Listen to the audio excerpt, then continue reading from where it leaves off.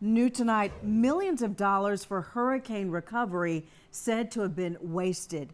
North Carolina's auditor releasing some findings about money that was intended to help survivors of Hurricanes Matthew and Florence. He blames the North Carolina Office of Recovery and Resiliency for thousands of people having to wait years for any help. Channel 9's climate reporter Michelle Alfini explains what needs to change before the next disaster. For thousands, Hurricanes Matthew and Florence made their homes unlivable when they swept through the state in 2016 and 2018. But according to the state auditor, when survivors reached out to the office meant to help, they got bogged down in a, quote, logistical nightmare. In a presentation Thursday to the General Assembly, State Auditor Dave Boliek explained how the North Carolina Office of Recovery and Resilience spent millions on a software system that ultimately left some families waiting nearly 4 years in temporary housing.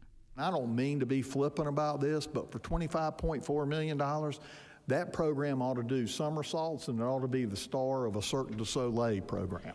To apply for recovery housing, applicants had to go through 8 steps. Each step took an average of 100 days to complete, and in the end, it took an average of 936 days to determine whether or not they'd get their grant. As of this April, the Homeowner Recovery Program received more than 11,000 applications.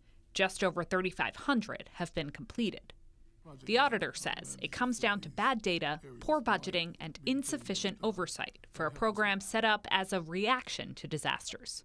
Moving forward, he says the state needs to set a protocol for recovery operations ahead of the next storm. You want the public to have trust in the money that you are appropriating, that money is going to go to get actual results. The new head of NCR says it's already implementing some of these recommendations.